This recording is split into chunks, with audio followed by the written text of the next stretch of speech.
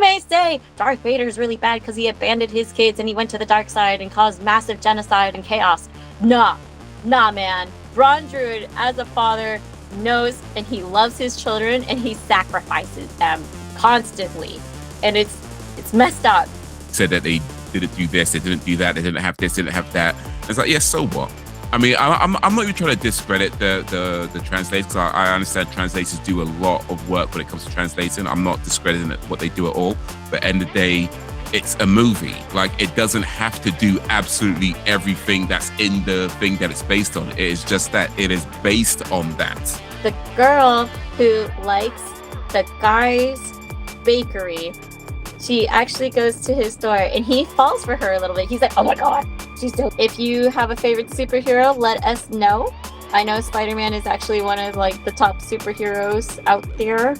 He's the greatest superhero of all time. That's not even an opinion. That is a fact.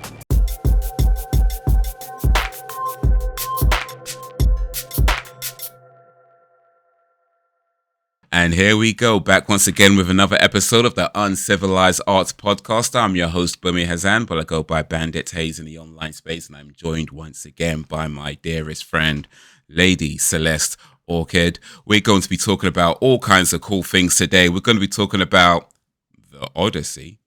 We're going to be talking about My Dress Up Darling. We're going to be talking about Spider-Man, Brand New Day. We're going to be talking about The Fragrant Flower Blooms with Dignity. And we're going to be talking about a few other things and maybe some more things if we get time.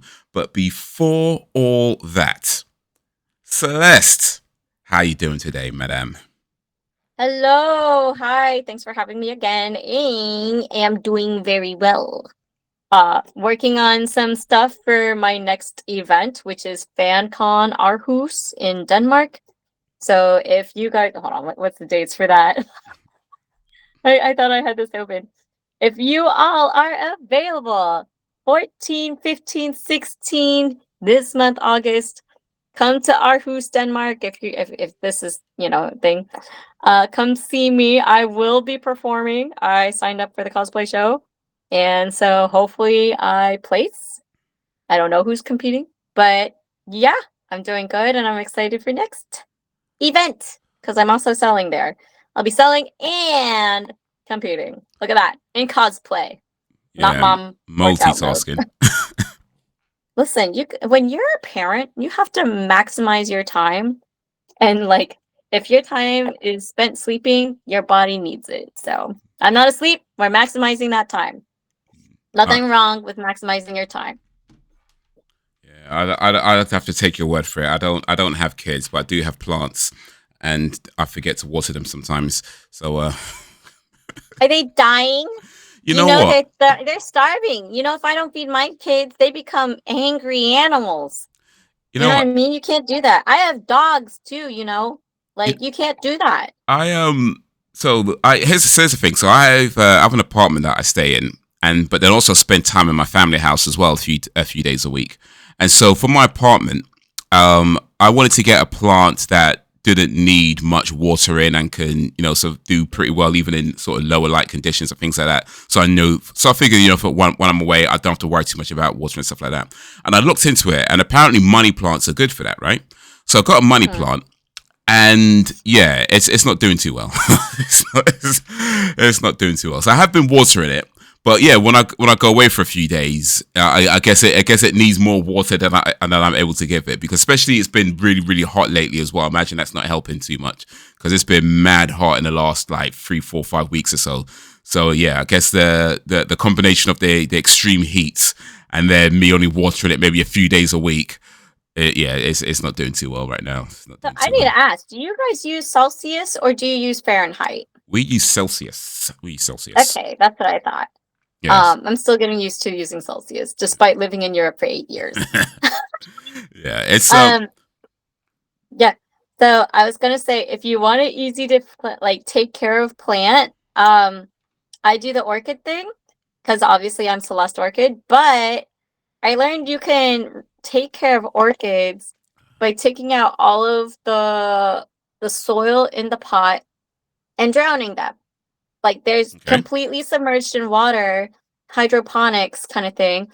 And It works. Like, I haven't killed an orchid. I had one die on me because it's just old. And it's just like, dude, this one isn't doing anything. It's not sprouting anymore. I think it's done. So I tossed that one out. But I've had orchids like reflower, and I've been able just to like trim it here and there. And yeah, look into it. Anyone who Okay. wants an easy to take care of plant, it's not one of those like, oh, give it a ice cube once a day. It's like, no, you like empty out the roots from all the dirt, make it nice and clean, wash it off. You get a nice little plant, like you get a nice little pot. You put it inside the pot, whoops, and then you just fill that pot with water, and then just let it sit there, and it's done Okay. because it's just sitting there in water. And it's like, look it up. I might.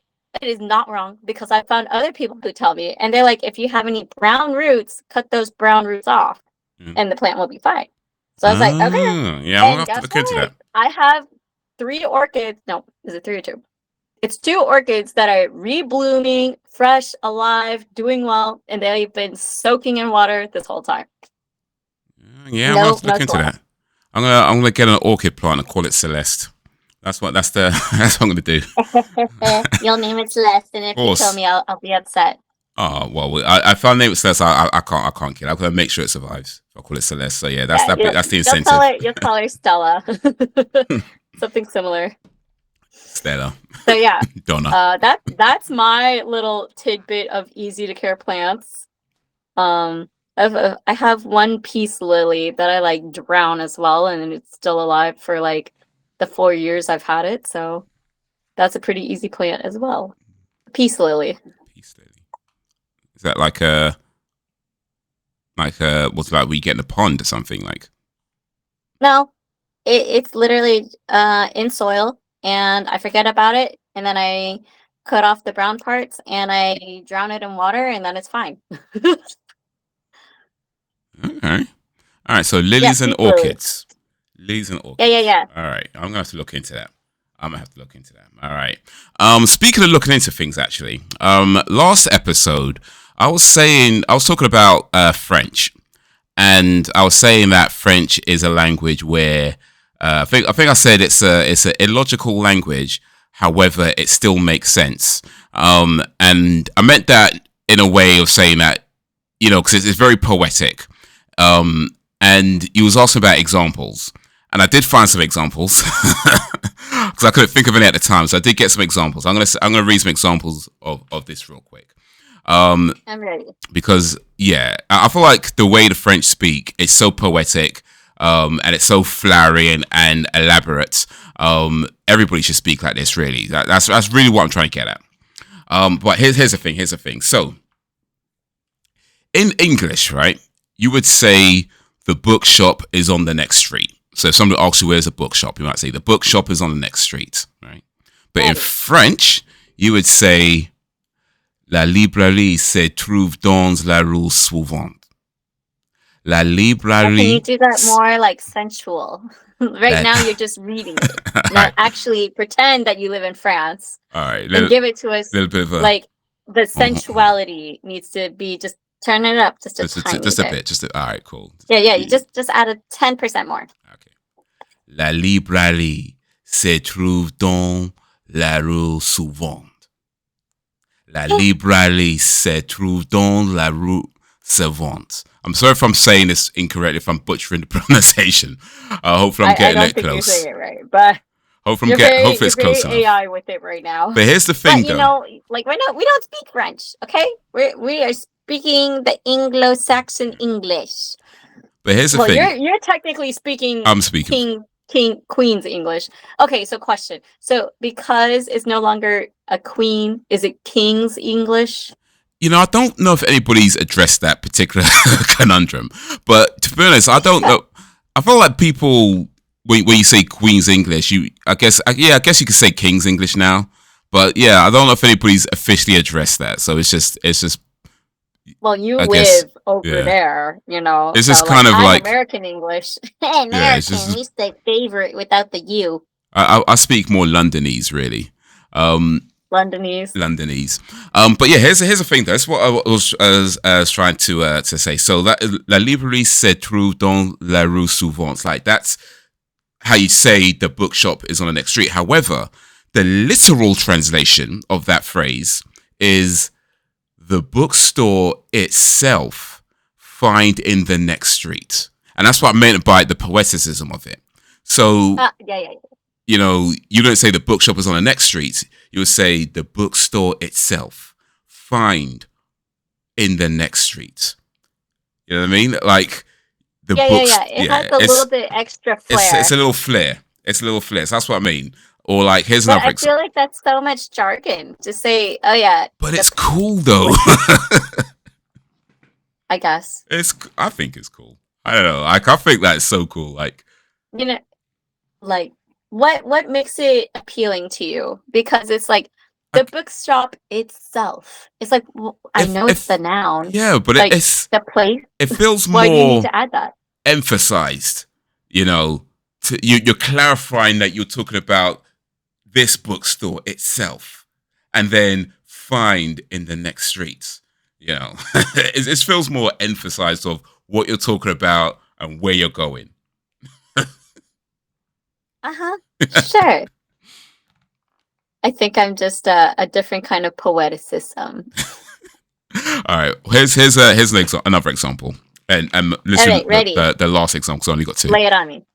All right, so in English, you would say, "I go to work every day." Right? If someone says, "When do you go to work?" You say, "I go to work every day." Right? Okay, cool. Okay. So you're saying what you say. You mean what you say. I go to work every day. In French, je vais au travail tous les jours. Je vais au travail tous les jours. Je vais au travail tous les jours. And that literally translates as, I go at work all the days. How much better is that? Because this is so much like, I go to work every day. That's so indirect. Because you go like, I go to work every day. Okay, yeah, you go to work every day. It means what it means. But I go at work all the days. It feels so much more like, yes, that's what I'm. Because you're at work and you're just there all the days. You know what I mean? Not just every day, but all the days. I go to work all the days. And it just feels so much more emphasized. Yeah, okay. I guess it's just me. I think for me, as someone that's very direct, that'd probably make me very angry and be like, so what do you mean all the days? Is that all the days of the week? Is it what do you? Because it's poetic. Yeah. I think the poetic part is not the type of poetic that I personally like, but I understand what you mean because it's worded differently in a sense of like it's not direct, but it gets the message across in a unique way. Yeah, I guess you could say it. Yeah, just well, unique to us anyway because we're not French. But I guess to French people, it's just normal how you speak. But they are a romantic country, so. But yeah, that's what I meant by that. I just feel like the French language is so poetic, and yeah, just it's such a. It feels illogical and logical at the same time, because it's just so at least for me, I feel like it's just so emphasized in the things you're saying, where it's just so much more. That's it, than English does. But yeah, like the bookshop itself is on the next street over. It's over there. Find the bookshop, that place you want. Yeah. All right. Extra additives. I'm pretty sure most Americans would be really angry at that. Be like, I just wanted a simple answer, not this poetic. God damn it. Like, how many words you have to say? God, how many extra words do you need to add? Yeah. Just ask a simple question. You work every day or you take days off? Yeah. So you work? Yeah, you work every day or not? Well, why are you saying here? Why are you saying here? God damn it! I'm walking here. Can't you say I'm walking here? No one says that. I'm walking here. Can't you say I'm walking here? God damn it! I'm walking here. God damn it! Is that your New York accent? I think you need to work on that. Is that New York? I think New York. I guess New York. Yeah. Let me see if I could do New York. New York is like Can I do New York? Meet me on the boulevard. That's Jersey. Meet me on the boulevard, 96 and 5th Boulevard. 96th Avenue Boulevard. I want a hot dog. Give me a dog. I want a dog with everything. With no, hold the mayo. Hold the mayo, my dog. We don't put mayonnaise on our American hot dogs. It's ketchup or mustard. Yeah, so hold the mayo. I was right. Hold the mayo. You don't say hold the mayo. You say hold the mustard. Yeah, but if you don't put mayo on it, then you'd hold the mayo, right? No. Bless you. Because that's not normal. That's not normal in the USA. If you say hold the mayo, that means that you're an outsider. You're not American. Because no one does that. No one, like, if you go to a cart for hot dogs and they have mayonnaise, I guarantee you no one wants that. Because it's either ketchup or mustard. And that is the greatest internal debate. But what if you like mayonnaise? On hot dogs? Yeah, you're sure. psychotic. Why not? Yeah, why not? No. Those are meant for sandwiches and, like, potato salad. Okay. And deviled eggs. I want a potato. Give me a potato salad. Hold the mayo. Hold the mayo and potato salad and potato it would sandwich. Something more like, I want a ham and Swiss. I want a ham and Swiss. Hold the mayo. All right, let's hear your London accent. Me? You want to hear it? Do you think I could live in London? That's wicked. You know, that's not too bad. I would say that's kind of like upper London. Like what's the word I'm looking for? Are you looking at Trafalgar Square? Yeah, like what's the word I'm looking for? Are you talking about somewhere a little bit more north, like I totally forgot everything. My brain just went blank.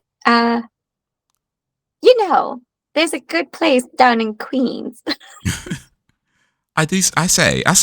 Yeah, because a lot of Londoners, especially if you're in, like, say, Northwest London or Southeast London, you wouldn't talk like that at all. But if you're in somewhere like, but if you're primmed and proper and true, you would sound like this. Well, if you're somewhere in like maybe not in Chelsea these days actually, but maybe somewhere like, I guess maybe parts of Chelsea, places like that, places like a bit nearer to Central, you might find that kind of speech, But I say.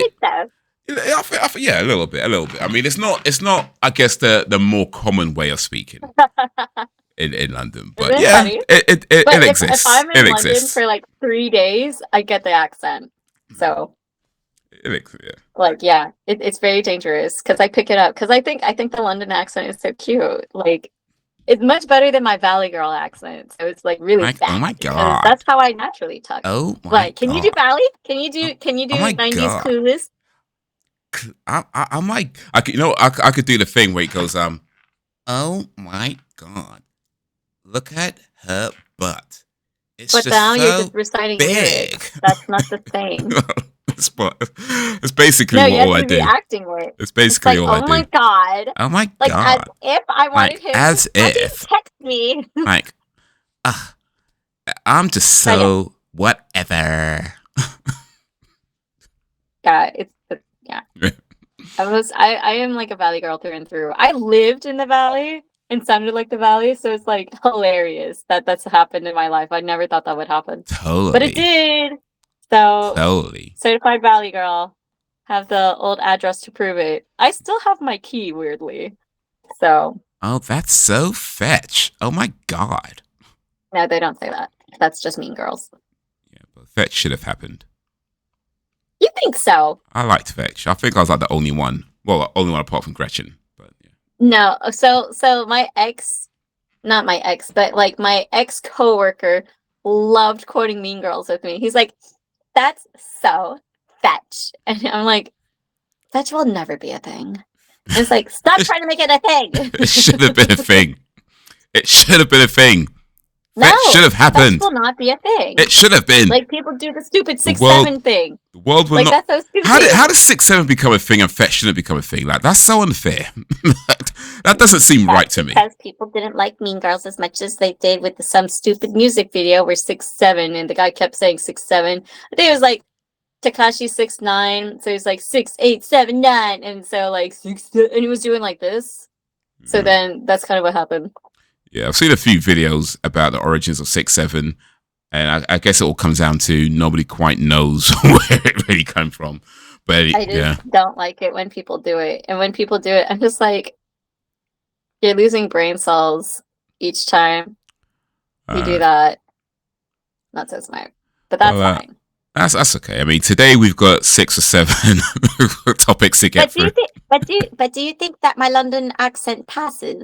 Like Oh, that was. would it be all I, right? I think you missed that joke, but never mind. I did. It's okay. It was fine. You know what? I think you could probably pass in, like, for example, if you got an Uber somewhere and you spoke like that, and you told them you were from London, you probably wouldn't think too much of it. You know, in a situation like that where you're listening, but you're not necessarily listening. You know, but I think if you're like around people, then yeah, eventually somebody pick up. No, yeah. You're not from where you say you're from. I think people would pick it up. But yeah, I'm pulling his chain. I think you can probably get away with it in an average situation where people are kind of listening to you, but they're not necessarily fully paying attention. You know, that sort of thing. That's fair. Yeah. At one point, Chris and I were deciding like what we wanted to do, and I'm like, babe, I think I want to sell wedding dresses in London. That didn't happen. But you can keep going, like Martha Stewart and Oprah Winfrey. They made their millions in their 40s. Indeed. So yeah, never give up. You know what's crazy? I just saw something randomly. Cameron Diaz is a mom, and she's like 53, right? She just Okay. gave birth to her third child. Okay. At 53. Oh, congratulations. Yeah, right? Isn't that crazy? I'm like, damn, celebrities be pushing out like so late in life. You And know, it just proves like, hey, you don't have to stop at 40. You can go to 50. I'm like, man, your kid's going to be 10 at 60. That's going to suck ass. yeah, I mean, I think there's a few reasons for that because I did say there's quite a few celebrities that have become first time mothers later in life, or I guess in this case having a third child later in life as well. And I think there people who have maybe, because there's always been the whole thing about, oh, if you put your career first, you're never going to have children and and things like that. And I think what it's shown is that that's not necessarily the case, and it's not just celebrities. There are cases of like regular people who have given birth later in life as well. I mean, there's me. So, I'm definitely giving birth to like my age is a little up there, but it's just like, but I still have like, it's not a ridiculously older age because no. like Bridgerton era, these girls are having kids at like 16, 18, like they're still doing it somewhere in the USA, but like it's not like, oh, I need an education and to do this stuff kind of thing. Bridgerton, Yeah. like they probably wouldn't fathom having kids. What's the this point old. of you going to school? You're just going to get married and have babies. You know how easy that would be? Oh, wait, I did. I did both. You're just going to get married and have babies. What's the point of educating these women?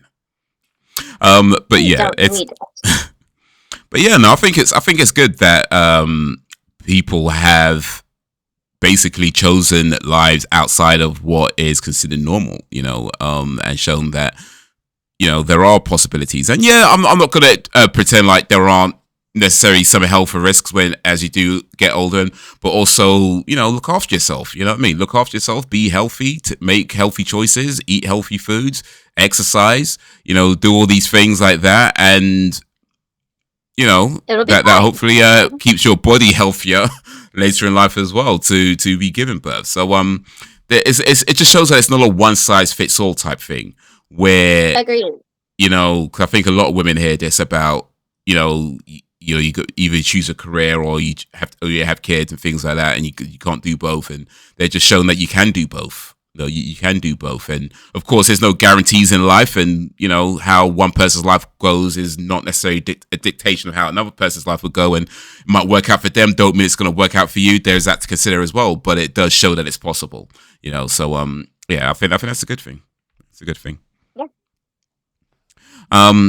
Speaking of mothers, actually, on the last episode, you asked that. Well, you said you had a question. Actually, no, you didn't say this on the last episode. I think you said it after we ended last episode. But anyway, it doesn't matter. You had a question about fathers. You said, Hmm. who is the worst fictional father? And I said, I'm gonna have to think about that. But Yeah, let's revisit this. I Yeah, yeah, I yeah. I Let's do go. have an answer. Who I think is, Let's I don't know if I'm gonna say he's definitely the worst fictional character, but I think he's at least up there in my view. But before I say that, I want to know who you think is the oh worst god. fictional father. Are you in for a fucking treat? I'm saying that because this person is literally the epitome in anime, the number one worst man father ever. And it tops Show Tucker from Full Metal Alchemist. His name is Bon Druid from Made in Abyss. Bon Druid shows up, he doesn't even show his face. He's in this full big garb, helmet, like crazy looking scientist dude. He is not a good guy. And this is going to get spoiler territory. But guess what? This guy, no. He loves his children and he slaughters his children in the thousands. Like easily in the hundreds to thousands because this guy is near immortal and he's been working so hard. And this guy, if each season that he's in, it gets progressively worse. So yeah, you kids think Show Tucker's the worst dad? Try again. Watch Made in Abyss. It is not for the faint of heart. It has gore. It is not friendly. And it's just like I have no clue why this author decided to make the kids go through this. Like I think it's a 12-year-old searching after her mom. I don't know her actual age. But it is diabolical what this man does. And it's just like people love this series. People cosplay it, people buy merch from it. And it's like one of my dear friends, she says this is her favorite series of all time. And it's just like I enjoy the series, but it is not a series that I recommend for the faint of heart because Bon Druid is the number one worst father person in any fictional media. And I have never ever seen something so horrendous for the name of science done from someone such as him. So you may say Darth Vader is really bad because he abandoned his kids and he went to the dark side and caused massive genocide and chaos. Nah, nah, man. Braun Druid, as a father, knows and he loves his children and he sacrifices them constantly. And it's messed up. And if you watch it, you're like, you have to like if you watch it, just the clips that Bon Druid does to his children, like you're gonna be traumatized. You're not gonna live normally anymore. And that's why Bon Druid is my worst father of fictional media of all time. All right. Well, he definitely sounds like a, a rotten person. Um, so for myself, actually, before I say my pick, you mentioned Darth Vader. He did come up when I was looking into like worst fathers. His name did come up. I don't think he's the worst father. Don't get No, me he's wrong. not. He wasn't a great father. I think that's fair to say, but I don't think he's the worst Well, he father. was not. He was Yeah, a he was kind of really not terrible around. So father. yeah, but yeah, he was mostly just like tricked and manipulated. And even then, it's like he still kind of tries to do some of the right things. So I don't think it's fair to say he's the worst father. He's just a poor, unfortunate soul. Um, it's a Little Mermaid reference. Uh, who I think is Yes, the Little worst Mermaid. father? Who Um, is the worst father? so I went with Lou Smith. Who? Lou Smith. Now I realize when I Who's that? say Lou Smith, it's probably not a name on most people's minds. Like I feel like it's a name and when I explain who he is, you're gonna be like, oh yes. But the name itself, yeah, it's not necessarily a famous name. Um, but this is going back to probably like early to mid '90s, where an episode. I want to do it in a way where I feel like let me do this. Let me say this. How come he don't want me, Relative. man? Ah, Yeah, yeah, yeah, yeah, yeah. yeah, From yeah. Fresh Prince of Bel Air. Yes, yes.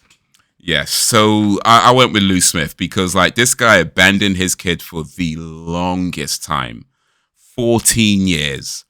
And then he comes back into his life and he acts like he's going to take him on this adventure, take him trucking with him, and they're going to hang out and have all this fun and make up for lost time. And then right when it was supposed to go, he's like, "Yeah, we're not going. I've got to bounce." And not only that, he wasn't even going to tell him. It was like he was just gonna like walk out and be like, "Yo, Phil, you Oh, tell him."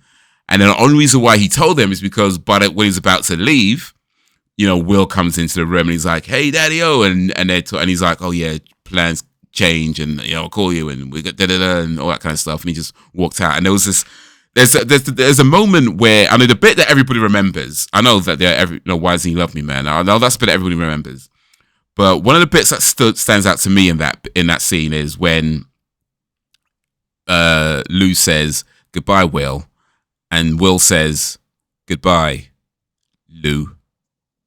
You know that stood out so much. Like he didn't call him Dad. He didn't Mister. No, he just Lou, and he just left, and it ended yeah. there. And then of course it goes into the bit with Uncle Phil. So yeah, he might not be as I don't know diabolical and evil as Bomb Druid, but yeah, I put him down as worst fictional father because he's somebody who, I mean, let's be real, he is a real person in a sense that there are people who have had that exact experience of a father just walking out on them and disappearing for 14 years, 20 years, or however long, and then coming Yeah. back and acting like they want to be a part of your life and then leaving again.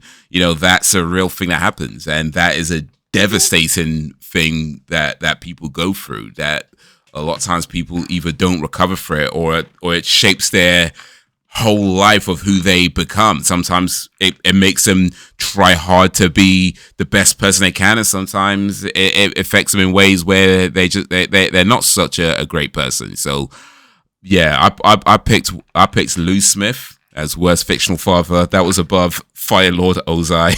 He was a pretty horrible dude as Oh, well. yeah. Let me just burn my child's face Right. off. Yeah, You and then know, like all that. Make them do Agni Kai for fun. I Jesus. mean, come to think about No, Fire Lord Ozai is probably a real guy as well. There's people who treat their kids like that too. So, or maybe he I might mean, be up there. yeah, there's child abuse everywhere Yeah. now. Like, you just don't know what form. Um, I mean, so little tea, like little quick tea with Bon Druid. Bon Druid's introduced, adopting all these kids who are from this city. He's like, hey, you're gonna help me explore the abyss, aka the big unknown kind of thing. And he doesn't tell them how they do it. It just it's day by day, two start to disappear. And then one of the new main cast, she's like, hey, my friend's missing. And he's like, oh, you're just in time. I needed another specimen. He's like, it's your turn to do your descent into the abyss. And so what he does is he takes these kids and he puts them in these test tube elevators. And he's like, I'm going to subject you to go straight down to level 6 in the abyss. And one of you is going to inherit the curse, and then the other is going to be blessed from the abyss. Because the further you drive down into the abyss, the more effects, negative effects it hurts you. So, like, first layer, you get a mild headache. Next layer, you get more of nausea. Third layer, I think you get a concussion or something crazy. So going to level 6 is like not punch drunk, but you will get nauseous and you will eventually like probably black out kind of thing and break your leg, like have muscle fatigue and limb breaking if you're not careful. So he's subjecting him all of the abyss at once. And so he lowers the elevators fast. And so her friend, she mutates uncontrollably, and you see her disintegrate and melt into this puddle of a monster, saying, kill me, kill me, kill me. This is so painful. Like, kill me. And then her friend starts to morph into an abyss creature that's half human now, because that's the blessing. So she does not get affected by the abyss's curse versus her friend. So he brings them up, and now the girl that went looking, her name is I forgot her name. But I remember the one who comes back all deformed. She's still alive. So she experiences her whole body melting, disintegrating into this crazy, non-normal looking plushy ass thing. And he's like, "Oh, look at you. Like, you're a new experiment now. I'm going to test you out and see what you can do."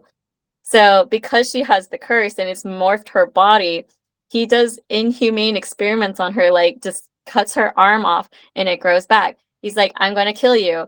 And then she like still survives. He's like, "I'm gonna incinerate you." She still survives. And these are all his adopted children that he's performing these maniac experiments. And he does this over the course of like several different things.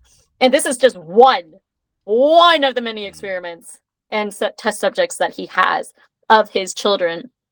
So in a later season, or he actually starts naming off some of his children for a certain scene.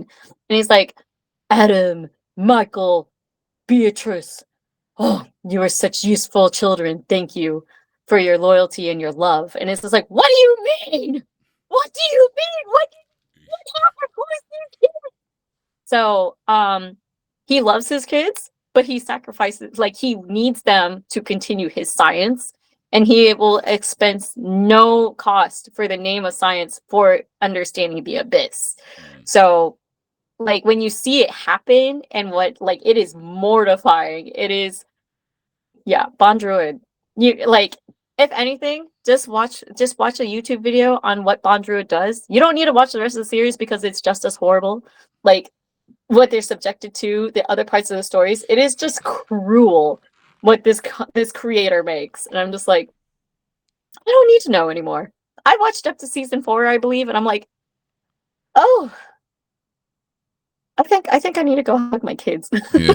It's traumatic, all because this abyss is there, and her mom, like the main character, Rico, no, yeah, Rico and Reg. Rico finds out her mom is like the best abyss explorer, aka a diver. So she's like, "Oh, my mom's waiting for me at the bottom of the abyss. She's waiting for me. I have to go." Like, and that's the whole story, that she wants to reconnect with her mom. And there's a chance that she can see her again. So she makes the descent and never tries to go back to the surface world. So, like, yeah, Bond Druid. Yeah. Bon Druid, let me just mutilate children, and then once they get mutilated, I'm going to mutilate them even more. Yeah. All for the sake of science. Well, I mean, I guess, well, you know, science is important. Maybe, I don't know if it's that important, but maybe there's another way you can figure these things out. Maybe. I mean, he is the ultimate evil bad guy. Like, I can't think of anyone else that evil and also like a father figure. So people are like, "Show Tucker, I can't believe he combined his dog and his girl from Full Metal Alchemist." I'm like, what are you talking about? That's child's play. That's such child's play compared to Bon Druid over here. I mean, they were still alive afterwards, so. Huh? They were still alive afterwards. Yeah, they're alive, but as a chimera. Some kids are technically alive, but it is in the worst way. Like, if you think being a dog, like being dog merged with dog is bad, no. Okay, so I'm going to spoil something. So when I was mentioning like Adam, Beatrice, Michael, whoever the hell, no, there's a scene, I believe in season 2, how they end with him, because like when you see Bon Druid, you know it's something bad. He literally takes his newest daughter, who was already suffering from like a really bad fall, and she was like cranial damaged. He saves her, he nurses her, she's like normal again. After a big fight, she's like, "I love you so much. Everything that you do for me is fine. I love you. I love you." And he takes her to the operating table. He dissects her entire body to live inside a suitcase. And now she becomes a canister for him to be able to use as a battery. And so it's like the most menial thing, where it's just like she was inside, her body's gone, but like the rest of her organs and everything that isn't necessary, like he took away. And so he's like, if I need to fight at like full max capacity against like the abyss creatures or something else, like I can do that with the sacrifice of these kids. Once their battery juice is used up, I'll just eject them like a cartridge. And so he has like 100 This guy's a or like a psycho. thousand kids like that. Psycho or Hmm? sociopath. I'm not sure which one, but he's but one of them or both of them. They're not a Yeah, and well that like human. Well, I don't maybe think even I'm human. not telling you to watch this. I'm telling you to stay away from watching it. I do not want people watching this show because it is crazy. But if you really want to understand the depth of this guy, you just need to watch like a YouTube video on him. So Made in Abyss, it looks cute and innocent. Holy shit. Like I was like, okay, let's see how bad this is. Yeah, it's worse. All It's right. worse. The Wow. things that you see is worse. Well, from an anime that is not recommended you watch to an anime I believe is recommended that you watch. Oh my god, Tell us right? about the fragrant flower blooms with dignity. Okay, so this is like the most wholesome slice of life, unexpected Romeo Juliet story ever, like in most recent history. Because it's no isekai, like no jumping worlds kind of thing, no magical abilities, just normal people, and it's like so cute because I could see this when I traveled to Japan. I could totally see this happening, and it's just so casual, so sweet, and it's just kind of like real situations with awkwardness of people, so to say. So it focuses on this kid who's like in a punk kind of like degenerate high school for boys.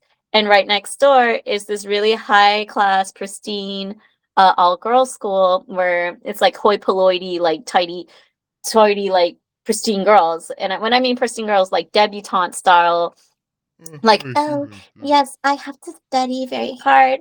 I like look good, and then like I don't want to be associated with the guys next door because they're like punk kids and I don't want to be influenced by them. Like all these girls at the school is just like, oh, get away from me, you trash. Don't talk to me. Kind of stuff like that. So it's very Romeo and Juliet, kind of in that Yeah. essence of like two schools, oil and water. But what happens is the girl who likes the guy's bakery, she actually goes to his store and he falls for her a little bit. He's like, oh my God, she's so cute. And she's like, and so like they have like this awkward meeting. And he's like, I wonder if she's ever going to come back to the store. She was cute and she looked so happy eating our cakes. Next thing you know, he opens the curtains. Then boom, there she is at the school, at the other school, the debutante school. So it was like really crazy to see like this slow burn of a romance anime. And it was like sweet because there wasn't a gimmick. It just felt really like wholesome in its own way. And I do recommend this one because it's like if you just need something to put around in the background, like it is extremely slow, but it's cute to watch. And you get to learn the characters. There is good character development, in my opinion. Okay. So I can see here it's one season with 13 episodes, and according to IMDb, the episodes seem to be rated pretty highly, actually, like 8.5, 8.2. Well, I think the lowest is 8.1, and then it goes up to 9.5. So yeah, I Mm. guess people who are watching it are really digging it. It's a pretty highly rated show on IMDb. Um, and let's see here. An elite girls' school resides next to a boys' school for delinquents. So, yeah, just like you said. Mm-hmm. One day, two students from each school, Kaoruko. Karuko, excuse me, Mm-hmm. Karuko and Rintaro meet and develop a connection. So I guess it's I mean, from that, I mean, you could confirm if I'm right or not. But it kind of sounds like a Romeo and Juliet type thing. You know, you got the two people from different worlds that are sort of getting together where they're not necessarily for each other in that sense. Is that the type of thing that happens, or is that am I just way off base with that? No, absolutely. That kind of thing happens all the time. So like I shouldn't say all the time, but the media that I consume, I do see it happen a lot in Japanese culture. So Love is Blind, Love is Blind season 1 Japan. The one of the ones that actually got married. It was really cute cuz like this guy is like a hairdresser. He kind of looks like Rintaro, and like the girl, she had shorter hair and she was really sweet like Haruko, And like when they both like got engaged and they said yes to each other. So I don't know if you've seen Love is Blind, but anyways, like they had that exact thing. And then when she sees them, she's like, "Oh my god, did I really fall for this like scary man?" She's like, "I would have never picked someone like you." But in the end, they still went through the marriage. They got married, and it was like really cute. And she's like, "I can't believe I found someone that I would never have chosen." But like despite all his scary exterior, like he is a sweet man. And like he had blonde hair during this filming, but when he went to like officially meet her parents, he like dyed it black, so he like looked very presentable. So I think it is very true to like lots of things. Like not everyone's always going to have like their Romeo and Juliet or like perfect The Notebook kind of thing. I've never seen The Notebook, Correct, but yeah. like it's not always going to be perfect the way you think it's going to look, kind of thing is what I'm saying. Mm. But this one, yeah, it's completely Romeo and Juliet, and I feel like that can happen a lot just because like, oh, someone's got a different lifestyle or a different school, and it's just like, well, you get in school where you get in school, like that's just what happens. So it's like that's what happens. Okay. Wow. Speaking of couples that are meant to be together, I want to talk a little bit about Spider-Man.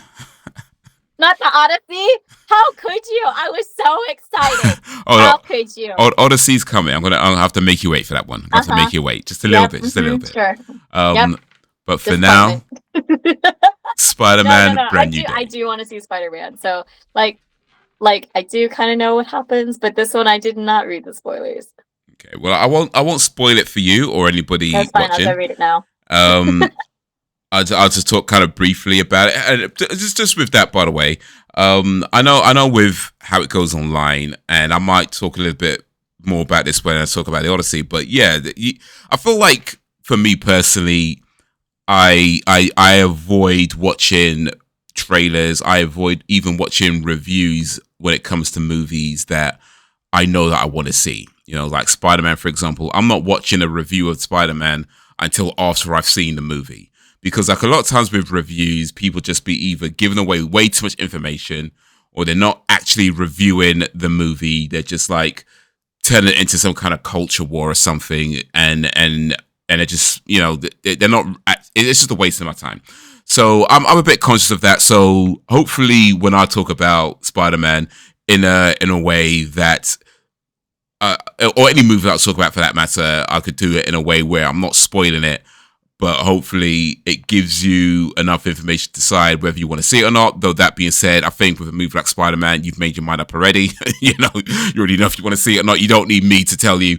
But even still, hopefully I can tell you just a little bit about the film without telling you about the film, and that's kind of what I want to try and do with any film I'll talk about on this podcast. So, with that said, yeah. So Spider-Man.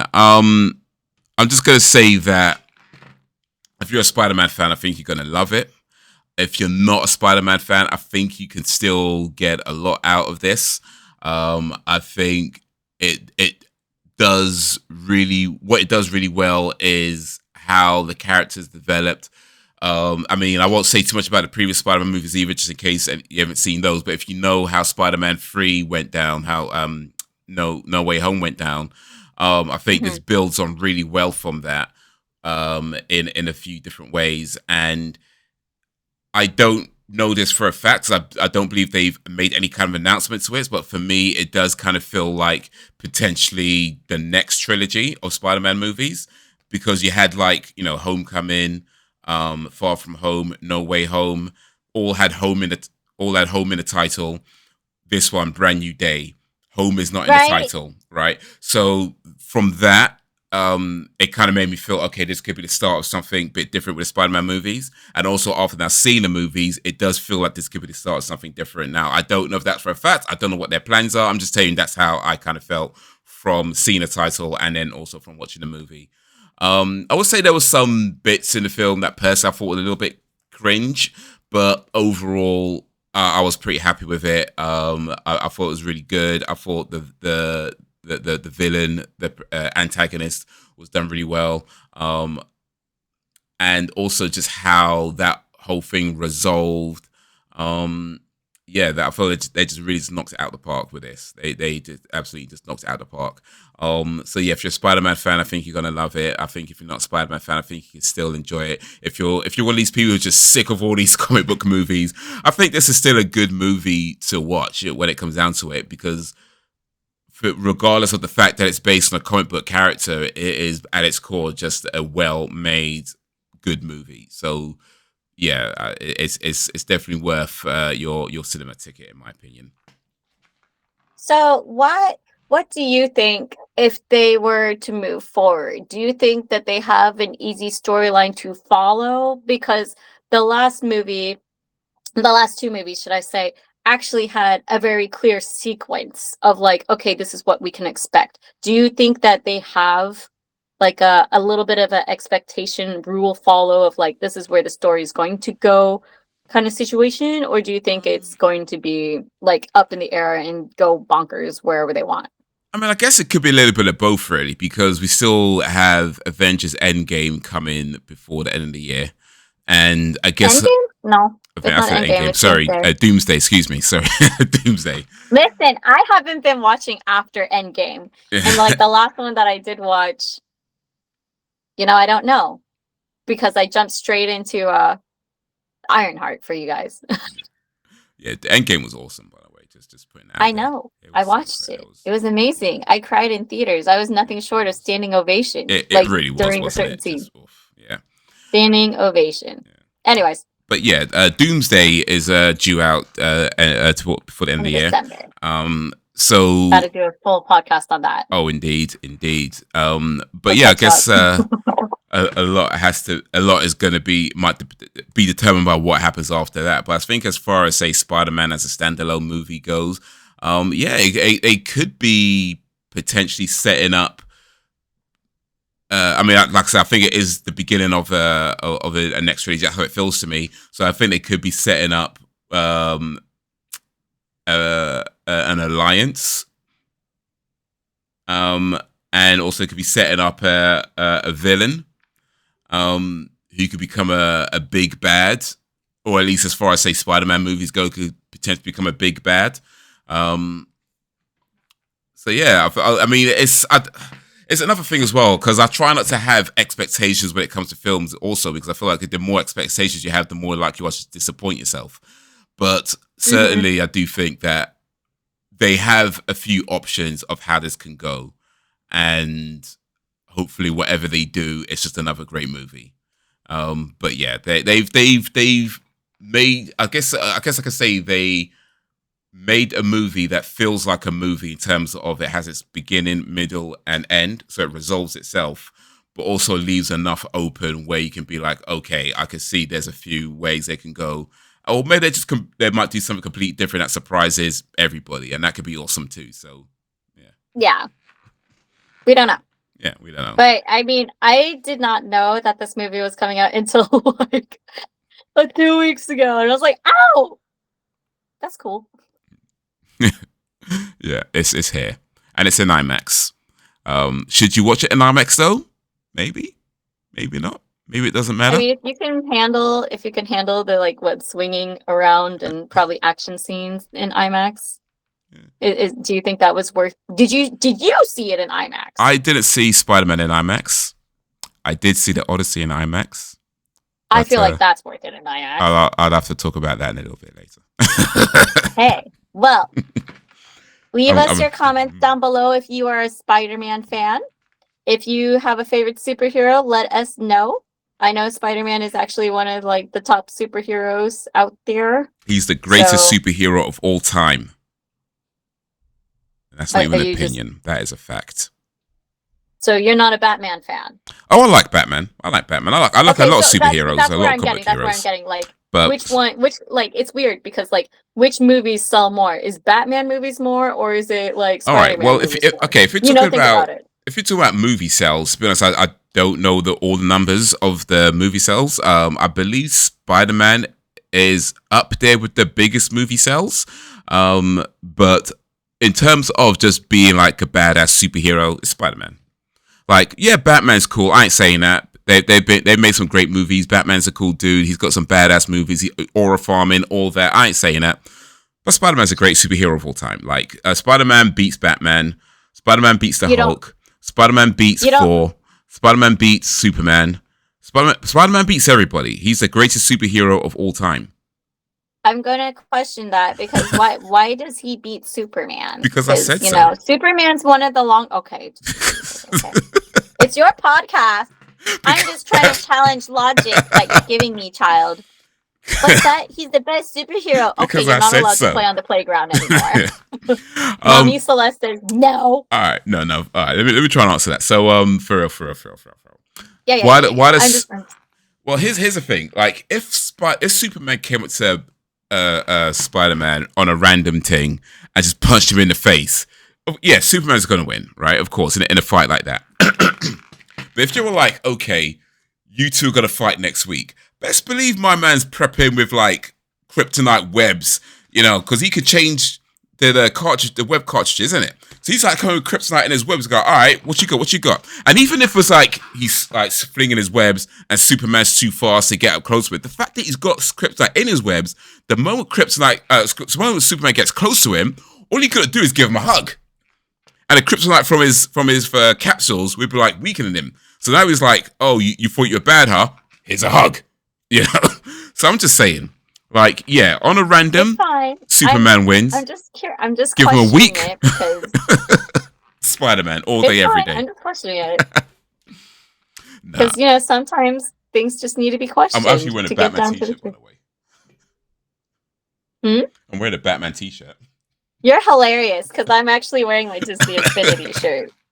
You know, DevOps, I was part of the product team, so I worked on it. Venom was my favorite character, so like I wrote up so many bugs with him, so very proud of that. I have the Venom figure still at home, so I was like very happy. Venom was cool actually. I did like the first Venom movie.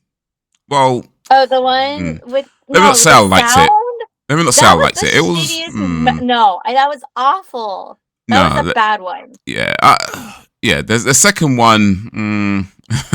The one with the Doc Ock with the sun. That was great until the ending. Wait, like they didn't close it.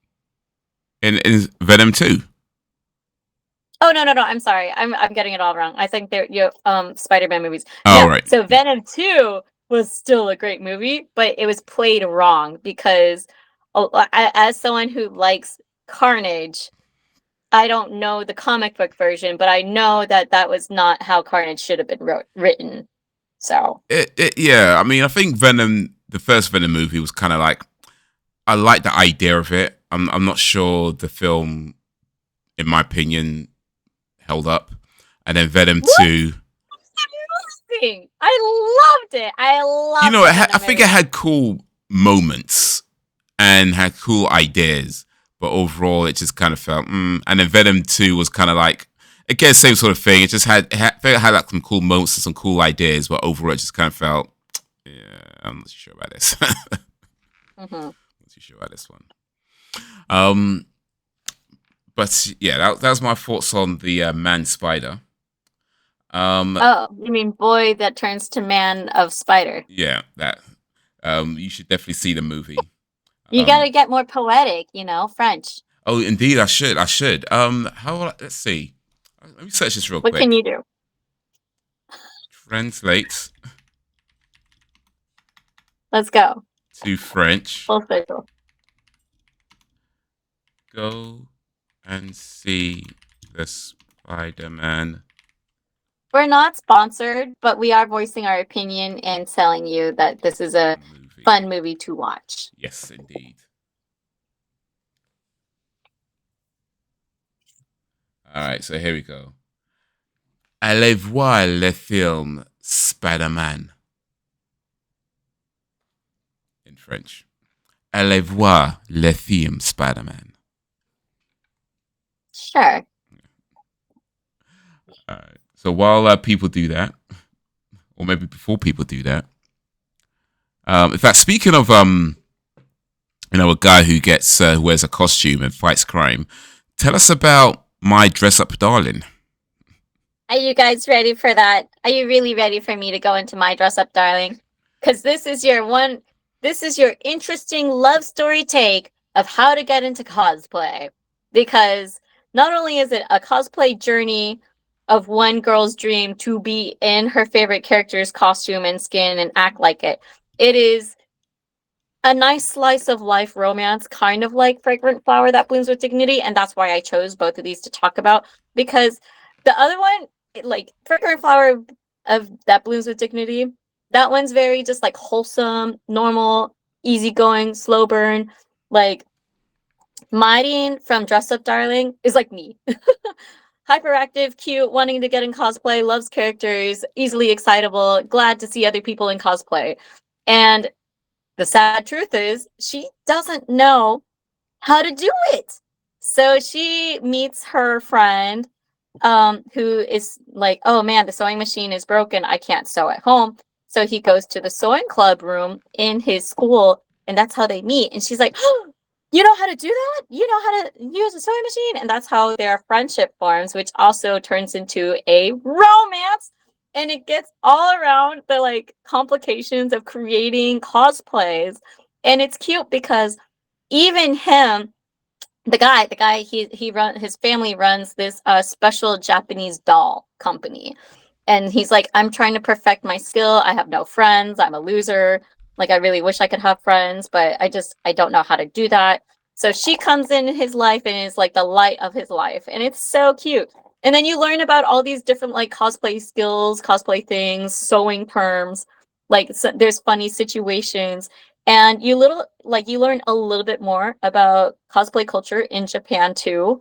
So I think it was like just so magical and whimsical. I'm really sad for holding off because there was an episode where it's like, oh, the girl's gonna do blackface. She like did this, and it's like, but really, like it's harmless to have it, and she actually never gets in the cosplay. So I was like, okay, that's fine. But it is a really great way for people to understand why people cosplay or how they cosplay. And then if you're not interested in that aspect, you can actually follow along for the romance between these two high schoolers. Oh wait, sorry. Did you say she does the blackface or she didn't do the blackface? Sorry. So she tests the makeup to do blackface, but she never completes the cosplay. Ah, okay. I see.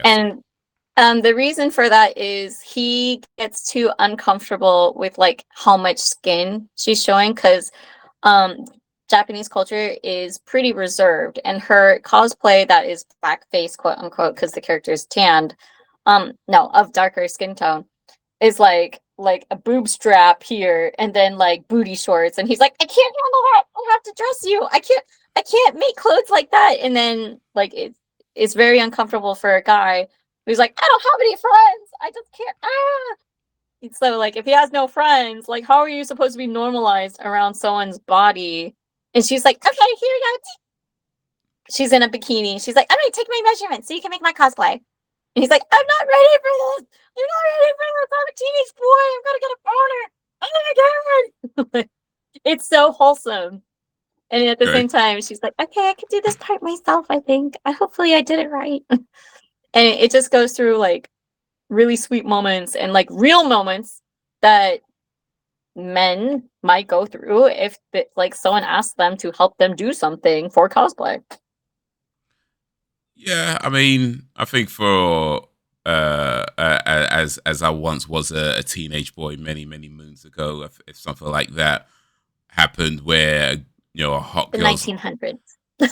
1900s, yeah, but basically when I was a teenager, actually, about the I thought, you know what, literally the 1900s. What am I talking about? It literally was. Mhm. Shit, 1900s. You like that one? I thought you would. But yeah, like if something like that happened, yeah, I'd imagine if you're there, and I'm not gonna lie, if that happened now, some hot girls ask you to make a cosplay for them and their booties and boobs are out, yeah, you might feel a little something. You might feel a little something. So yeah. Though I don't know if I'd be like, I can't handle this. I might be staring too long. I ain't gonna lie. I might be like,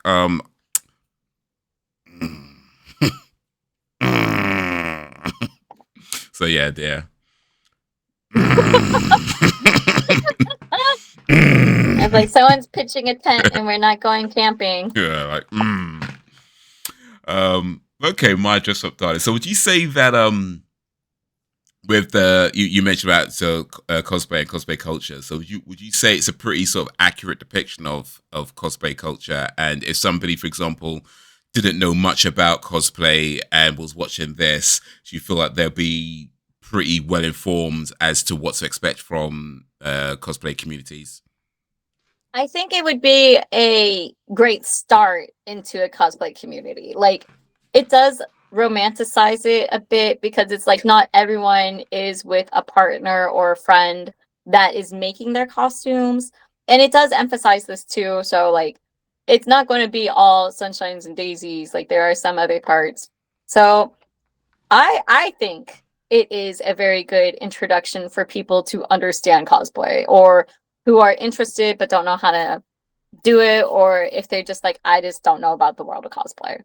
So I think that this is like a really nice way to like be introduced and then learn that there are other aspects of it. So that it's not so daunting. So yes. Okay, so that's pretty cool. That's pretty cool. Yeah. So it's a pretty good representation of the community of the culture.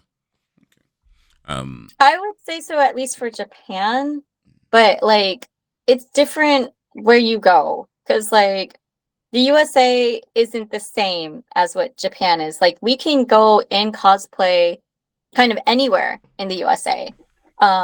It's not frowned upon, it's not bad, but at the same time in Japan it is a very reserved country. You can't just show up to the event in costume. You have to go to the venue, change, and then you can be in cosplay. I experienced that myself this year. So it's like, yeah, I can confirm that is literally what you have to do in Japan. And so like people come in with their suitcases and then you check in your suitcase afterwards. I was like, I didn't know that. Shit. So I come in with just this giant like duffel bag and I'm like, oh, look at me. And everyone else has like these little rolly suitcases. I'm like, man, maybe I'm just a bum. Like, do I look wrong? Am I doing this wrong? Like, oh, all learning, okay. all learning. Yeah, so it's just wild. And like some of these people had like special light up mirrors, and I didn't know we were getting dressed in the dark with Oof. no mirror. I had to provide all that for myself at the dressing rooms. I was like, okay, this kind of sucked. So Get your phone out. do I want to Oh. do it again? Probably not. So I'm No, you like, would no. I mean, you know what to expect now. So not so like if I go back, I definitely would wear like a trench coat to hide most of the cosplay on or something, or at least have my makeup done beforehand. Because like doing your makeup in pitch black darkness on the light of your cell phone was a brand new experience. I'm glad that my makeup looked okay, but I also had a cosplay that was not easy for me to get into, my Morrigan cosplay, because it is a corseted bunny suit. And no one, I felt so nervous to talk to anyone about it, even though like everyone's a good community. So like I prayed my best. I squished myself into it, tightened it as tight as I could, and hoped for the best. And sadly, by the end of the event, my ribbons came undone. So the bow that I made came undone, and it was just like all falling out. And I was like, "Oh, I'm spilling." But like it's a tight fit, so it's just like it wasn't just coming off, but I could tell it was loose.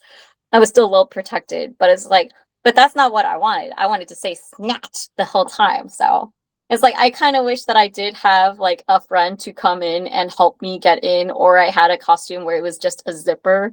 Because like if you have like a very cumbersome costume, like do not do it in Japan. Like absolutely not. all right. Like Well, you either need a friend or a helper yeah. to make sure you're happy inside your costume for a reason. All right, cool. Because Yeah. they did not provide a mirror, they did not provide lighting, and the worst part is like we were right next to the brightest lights in the corner. I'm like, you couldn't have just shifted it, the booth, like 5 meters to the left. Like, this is so mean. I was like, why are we in the dark? And obviously, like, there's other venues where you're not in the dark, but this, it was just a new experience. And it's like, I think having done it, I could go back. but it's just like I would have to prepare something much easier than what I did do. Okay, that's fair. That's fair. All right then. Yeah. So going But yeah, go watch from My Dress Up Darling. It's worth it. 2 seasons, Netflix. Very easy watch. And you get educated on sewing, cosplay, and social skills okay. while falling in love with the series. Well, from a show that educates you on the culture it represents to a movie that probably doesn't. Let's talk about The Odyssey now. Let's go. So yeah, there's a lot that's been said about The Odyssey. I'm sure anybody watching this has probably heard a million things about The Odyssey already by now. It's just basically been all over the internet for a long time for a lot of different reasons. Some good, some bad. It is what it is. But I did see it in IMAX. Unfortunately, I didn't get to see it in the 70mm IMAX because all those tickets were sold out. So I saw it in just regular schmegular poor people's IMAX.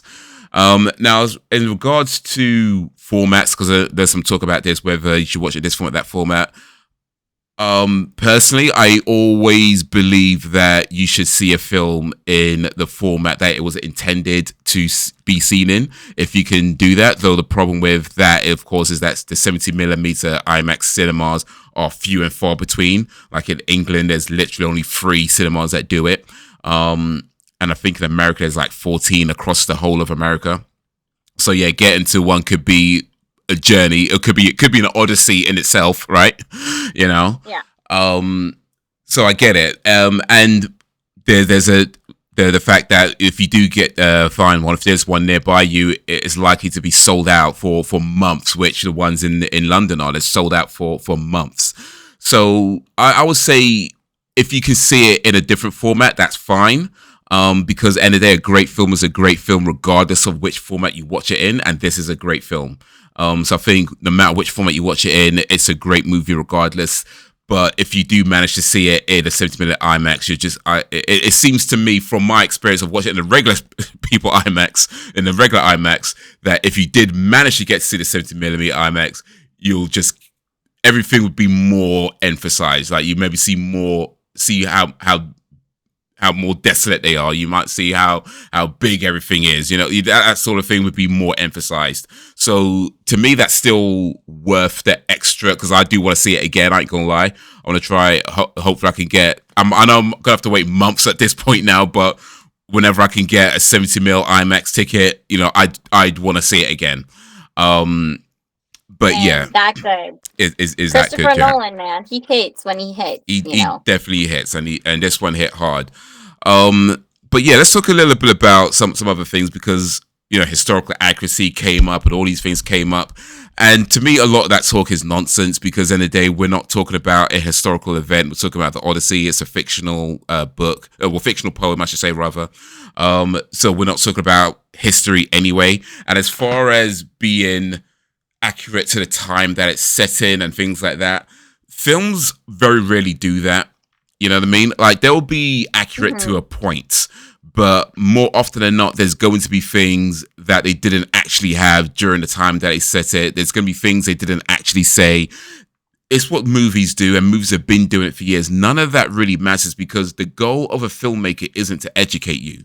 You know what I mean? No. Like, and that's not to say that they can't educate you or they never educate you. There's plenty of movies that have educational moments and plenty of movies that have done it in great ways. So I'm not saying they can't do it, but it's not necessarily their goal. So their goal is to tell a story and to tell that story in the best way that they think is possible. And that often can mean... And entertain us. Yeah, and entertain you. And that could often mean like you're not necessarily being super accurate with what actually happened and how actual things were done. You are kind of embellishing things or... Yeah. So that whole historical accuracy thing... I mean, let's keep it real. It's basically like a dog whistle for people just being bigoted and racist on the internet, because it's an argument that has never in the history of movies made sense. If you want historical accuracy, go watch a documentary. You know what I mean? Like it's a movie. It's a movie. Go watch Earth, but with Barack Obama voicing it. You know what I mean? Like you want educational, like Go watch Exactly. the right avenue. Plenty of documentaries about the Odyssey. You can go watch one of those. Matter of fact, just go read the Odyssey if you want to be historically accurate. Like, go read it. But It's they want still to watch available. it. It's still available. Uh, Read it and close your eyes. Actually, don't read it and close your eyes. That made no sense. You can't read it. Actually, if you can read it in Braille, you can read it in Braille. If you can read Braille, learn Braille and then read the Odyssey. So, You're just doing too much at that point. Yeah. I'm impressed. The point is that movies have never been historically accurate. They've never been even accurate to their source material. Like most movies, vast majority of movies, maybe even all movies that are based on a book or based on something, an adaptation, they've never been 100% accurate. So another thing that came up is, one of the translators for the Odyssey who translated it into English, hated the film, said that they didn't do this, they didn't do that, they didn't have this, they didn't have that. And it's like, so what? I mean, I'm not even trying to discredit the translators, because I understand translators do a lot of work when it comes to translating. I'm not discrediting what they do at all. But at the end of the day, it's a movie. Like, it doesn't have to do absolutely everything that's in the thing that it's based on. It is just that it is based on that. And these aren't new things. Like, movies have been doing this. It's nothing new. But for whatever reason, people have been up in arms about this particular movie doing what other movies have done plenty of times before. And at the end of the day, you go watch the movie and it's just fantastic, because you put all that noise to the side and what you're left with is just a movie that is fantastic from beginning to end. Like you said, when Nolan hits, he hits. And it's a 3-hour movie or a near 3-hour movie. And at no point did I feel bored. At no point did I feel like, this is just dragging on. Every moment of that film felt intentional, felt like it had a purpose, felt like there was something interesting happening, something to keep you gripped throughout. It felt like there was layers to it, but also felt like you could follow along without feeling lost. When this dude hits, he hits. Like, I mean, come on, this guy did Tenet. Well, but I watched Dark Knight series. The Dark Knight. I watched Tenet again, by the way, just because we were talking about that last time. Oh, did you really? I watched Tenet again, and great film. But the Dark Knight series. Inception, yes, he did Inception as well. So a lot of this just feels like such a nonsensical point to make. And about who's in the movie and the casting, or they do, black people this and all that. It's just a nonsensical. Like ancient Greece, there were black people there. Get over it. Like there's evidence of that. It's not. It's this. These things aren't new. And even if they weren't, so what? It's a movie. You know what I mean? It's a movie. So go watch the film if you haven't seen it, because it's a great film. And those of you who've seen it, you already know it's a great film. And it's a great film regardless of which format you watch it in. But if you can watch it in a 70mm IMAX, if you wanted the lucky few to get tickets to that, then it's just I'd assume anyway, from what but because I have watched other films in 70mm IMAX, by the way, I know what it is. So you'd have a much more fuller experience. But it's a great film regardless of how you get to watch it, because we're talking about one of the greatest filmmakers in our time right now. I mean, this is a guy who has shown consistently, like him. I'll say him and Ryan Coogler. Who has Ryan Coogler done? Oh, Ryan Coogler did Sinners. He did the Black Panther movies. I started and then it was just too much for me. You should definitely watch Sinners. That's fantastic. What's that one? Fruitvale Station. Oh my God! Why can't I? James Cameron. James Cameron. Of course. Titanic. Titanic. Yeah. Avatar, kind of. But yeah. And then he also did Alita. Alita was so good. I'll talk about that in a future one. But I feel like I guess you can't really call Nolan a new director anymore, because he's been around for like 20 plus years at this point. Yep. But certainly of directors. I mean, but it's not Spielberg time. You know what I mean? Yeah, he's not as old as Spielberg. but yeah, him, Ryan Coogler, and I'm sure there's probably a few others as well that I'm blanking at the moment. But yeah, these are guys who have consistently shown time and time again that they know what the frickety frack they're doing when it comes to making movies. So when they put out a And movie, storytelling. yeah, and storytelling. So when they're putting out movies in these grand formats and saying this is how it's intended to be seen, or they're doing things that you might not necessarily associate with that kind of movie, or they're having cast members that you might think, why did they pick them? All you need to know is this guy knows how to make a movie. That's what you need to know. You don't need to be like, oh, but I don't think, and I don't, and this part, and Stop like I thinking. say, no, this guy knows how. That's all you need to know. That's all you need to know. This guy knows how to make a damn good movie, regardless of how you think this thing. But no, you're not a movie maker. Shut up and go watch the movie. That's all you need to know. Trust the guy who's been making movies for a long time and been making great movies for a long time. Millions. And does it well, gets paid well, But yeah, great film. My Odyssey, question to awesome. you, yes, it's a little off topic, but I'll make it quick. Do you think there was anyone? No, it's on topic. Do you think there was anyone miscast in the Odyssey? Because when I watched The Dark Knight, and it was like Maggie Gyllenhaal as Bruce Wayne's like love interest at a certain point, I was like, ew. Really, this girl? Like, I don't know. I like this chick, but all right. Yeah. So, do you feel like there was any miscastings while watching the Odyssey? Because it is a stellar cast. Oh, for sure, Get it? And our stellar cast. Stellar. You did that.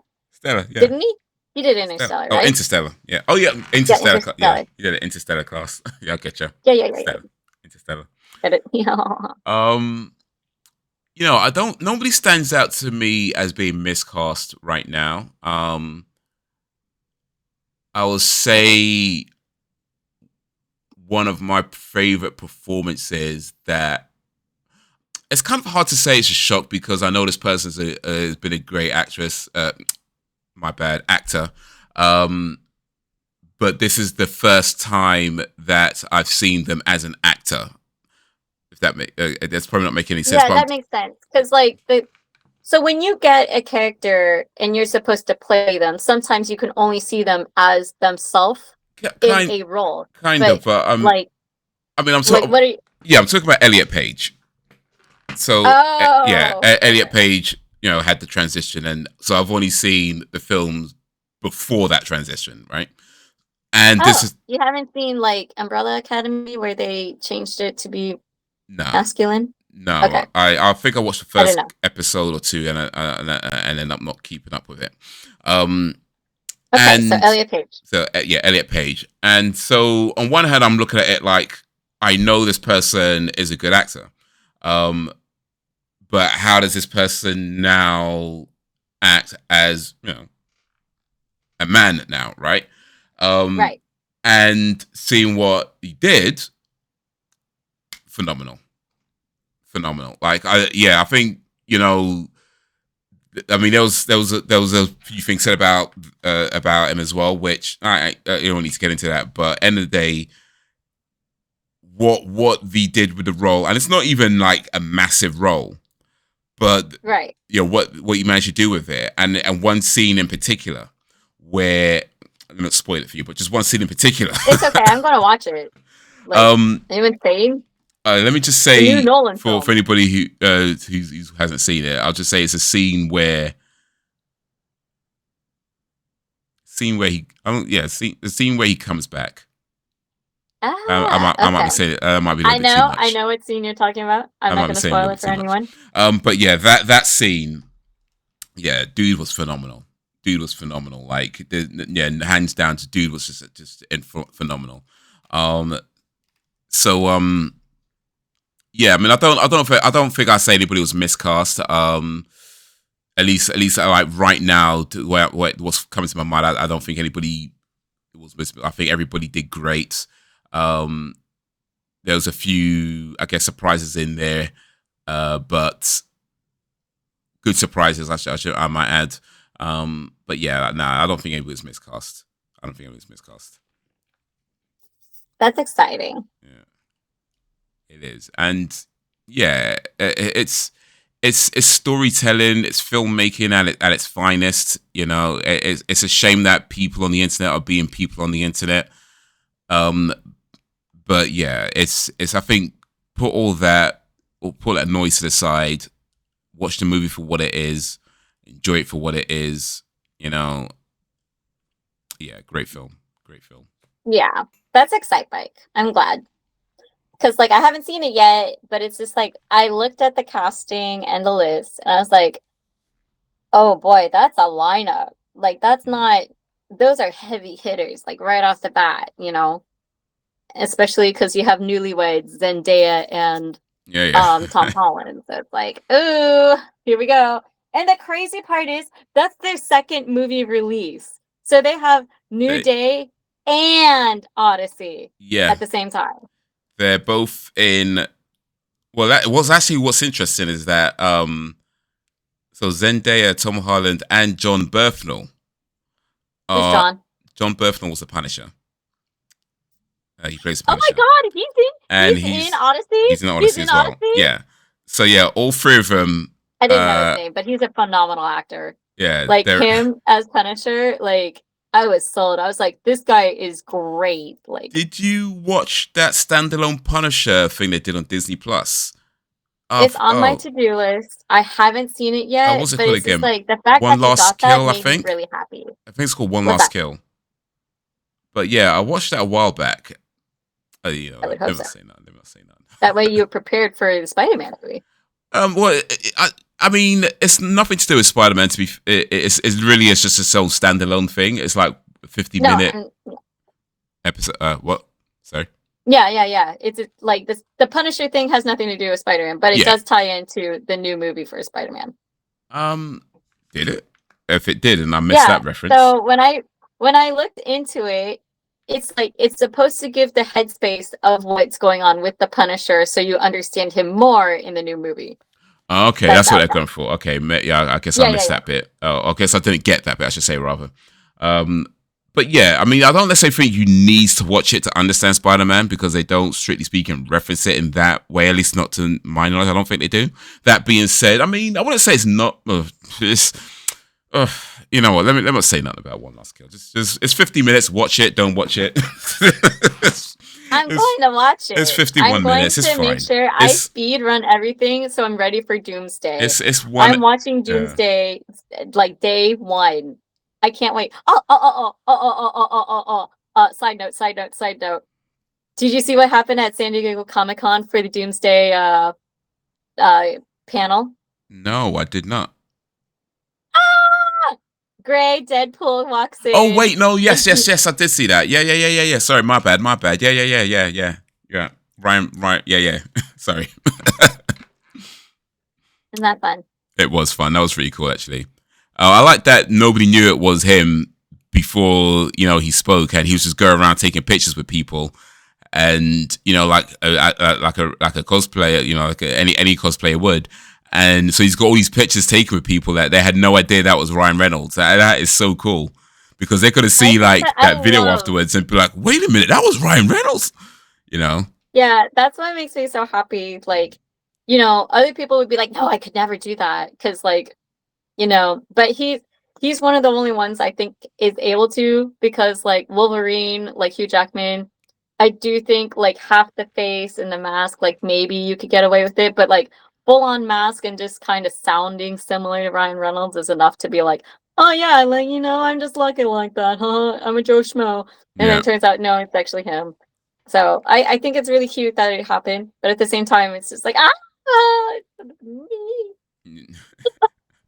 it's okay. It's okay. One day. But yeah, we're gonna speed run watching every single thing that includes WandaVision, Loki. Wait, Loki's important to watching it for Doomsday, right? Secret Invasion. Might be. Okay, so you're behind. I've watched Loki. Watched 8. I've seen Loki. Because I think we have to I think if you watch everything, you'll be like up to speed. I've not watched them for a while though, so I'm definitely probably not all fully in my immediate headspace, but I have watched it. Yeah, I'm not sure if we need to know Hawkeye because he said no to doing the show since they were offering him like half the money Oh yeah, after yeah, his yeah, yeah. accident. I think that's Hawkeye. shitty. Yeah, it is. But I mean, Hawkeye was okay. Like I enjoyed Hawkeye. I don't know how important it's going to be to. It's probably not, I'd imagine, but I think it's still worth watching. It was a Yeah. decent show, but yeah, it doesn't look like there's going to be a season 2 for Hawkeye, which is a shame because yeah, they tried to cheap out on on um On the on a fun. salary. Yeah. Yeah. So yeah, that's a shame. But it's a good series. It was a good series. And hopefully we see more of. Oh, you know what was actually pretty good? It probably won't tie in too much either, but Echo was pretty good as well. I really liked Echo. Which one's Echo? Echo was with I'm trying to get her name. Maya. Her name's Maya. She's not a famous character, but she's a deaf assassin that used to work for Wilson Fisk, the kingpin, Oh, and Kingpin. moved away from his clutches. And then the series is about her, sort of in the aftermath of getting away from him and him trying to reconcile. And she's like, "Yeah, I ain't having that." But yeah, that My was question. that was a good series. So my question before we go back to the Odyssey, are they going to do anything with Jessica Jones and Iron Fist and Daredevil? I think I Do you know? Yeah, I think I did hear there was going to be some kind of Defenders reunion, but I don't know what's happening. Let's see. Okay. Defenders reunion. It's probably not the one to be searching, really. Yeah, because I know some of them have been back, like Mike Coulter, who plays Luke Cage. He was on. Mike Coulter and Jessica Jones were both on Daredevil season 2. Um, Mike, Season 2 of their own respective shows? well, Daredevil Born Again season 2. Oh, So okay. they Jessica Jones are featured in a few episodes of that, and then Mike Coulter shows up in an episode in that as well. I Okay. Mike Coulter's Luke Cage. Ready to bring out Marvel. Yeah. But yeah, I don't think anybody said anything about Iron Fist though. He seems to be forgotten. I ain't gonna lie, he probably had the his series went. Ever since we got Shang-Chi, they're like, who? Yeah, I mean, it's a shame because it sounded like a cool character, but I feel like they butchered that series. They didn't do too well. That's unfortunate. They didn't do too well. I'm sorry, dude. You deserve better. You deserve better. Yeah. But yeah, they seem to be kind of like quietly just not mentioning him. We're just gonna bring back everybody but this guy. It's like, all right, all right. Okay. That's fine. That being said, do you think Nolan's going to take a long break and write his next screenplay after the Odyssey, or do you think he's already on his break because of the box office sales for the Odyssey? I mean, I was seeing something about how he puts his typical time frame is about every 3 years. Yeah, and except for like The Dark Knight, that was pretty consistent. Yeah. And 3 years, I guess it's a decent amount of time for next film to sort, write in and get it together, film and that kind of thing. But yeah, I mean, I mean, for me, I'm not overly concerned about when the next film is. I'll just say that, however he does it, however he chooses to do it, I'm just looking now. Yeah, his films come out approximately every 3 years. At least the last few have done. Yeah. And however you choose to do it, you do what you need to do to make a good movie. Like if you want to take 3 years, take 3 years. If you want to take 5 years, take 5 years. I don't think anybody needs to get into this idea that they must put out a movie all the time or every single whatever it is, because then you start getting into these arbitrary sort of restrictions and limits that you what's the word? What's the word I'm looking for? Deadlines that you place on yourself, that aren't necessary. Like what's important is that he makes a film that is that means something, that is Mm, fun to mm. watch, entertaining, all the good stuff. And whether that comes 3 years from now or 6 years from now, that's to me is the more important thing, rather than worrying about hitting a particular deadline.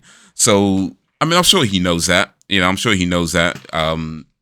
He's been doing this a long time now, so I'm sure he knows to take breaks when he needs to take breaks and to refine when he needs to refine. But Right. yeah, going by the last, say, sort of 5-6 movies, give or take, yeah, approximately every 3 years. So it's 2026 now. Maybe 2029 we might see the next Christopher Nolan Yeah, movie. right. Maybe. But if not, then whenever it comes, then hopefully it's just another great movie. So yeah, Right.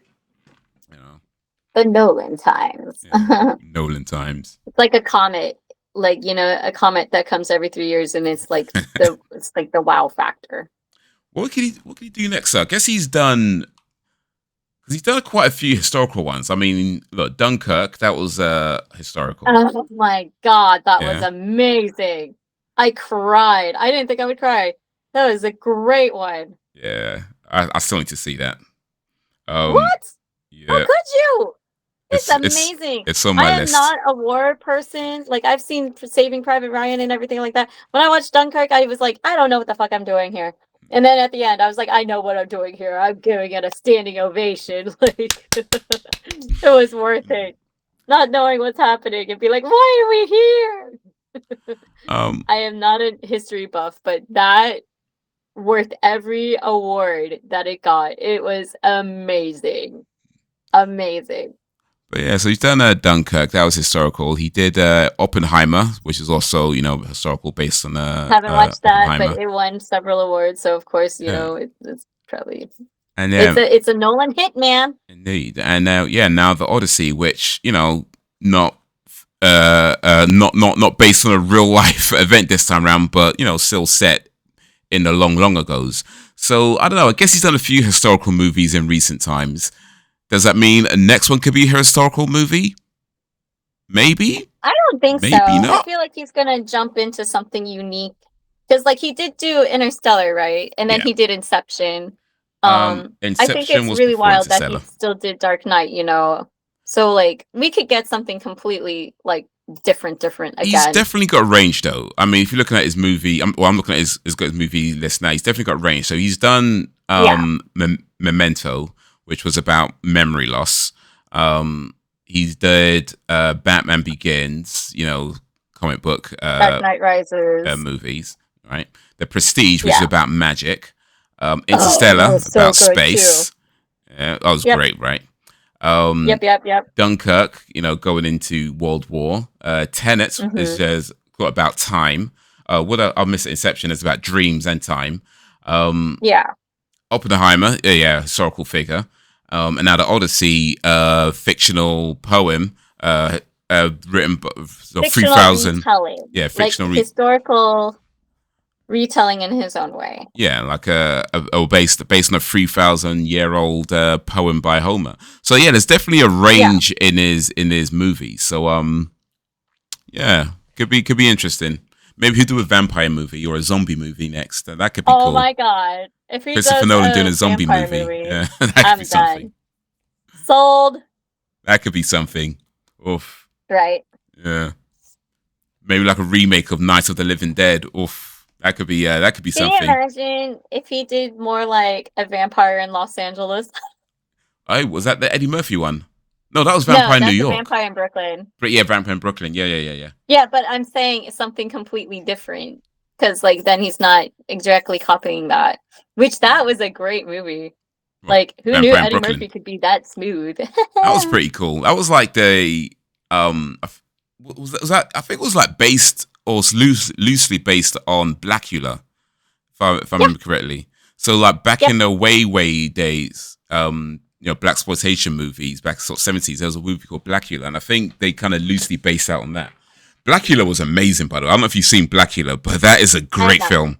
And by great, I mean it's absolutely terrible. Oh, is it like one of those B grades where you just like you can't help but love it?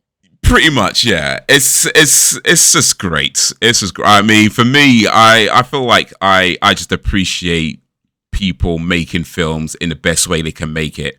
And when you're watching something that, it's cheaply made and low budget and all these sorts of things, but you can tell they're just doing the best they can with it. And for that, it's great.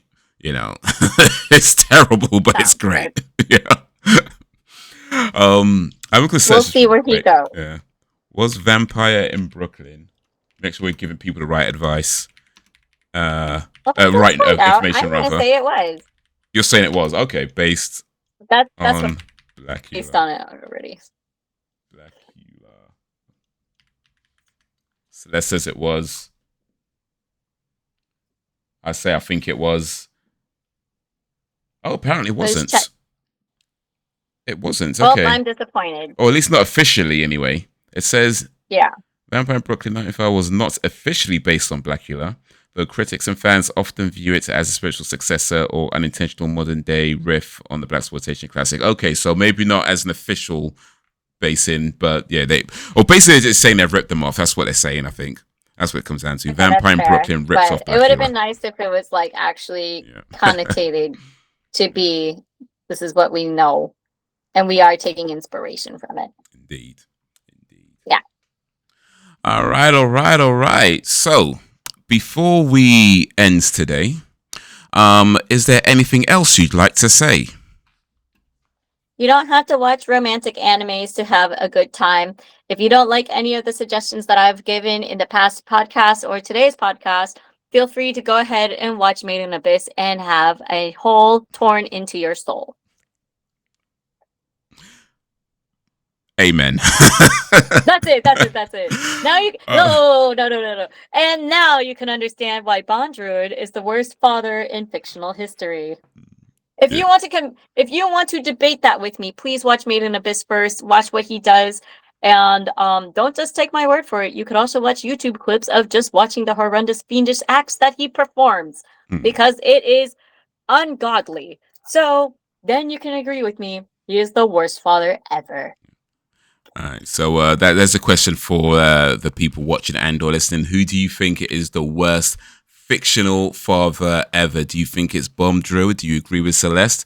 Do you think it's Lou Smith? Do you agree with me? Do you think it's Fire Lord Ozai? Do you think it's Darth Vader? If you do, you'd be wrong.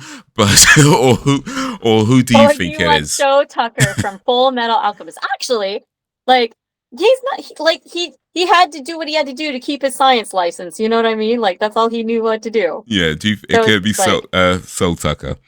Was he a bad father, or was he just, trying to keep the lights on? So you let us know. Let us know what you think of that. And let us know what you think of anything we've discussed today. The Odyssey, Spider-Man, Fragrant Flower Blooms with Dignity, My Dress Up Darling, French. Let us know what you think of French. If you can think of any other French examples of how poetic their language is compared to English, then let us know that too. And any suggestions, any recommendations, suggestions, things like that, let us know. But thank you for watching and or listening. And until whenever. Oh, yes, and remember to go see Celeste at Aarhus, VanCon Aarhus on the 14th? 15th?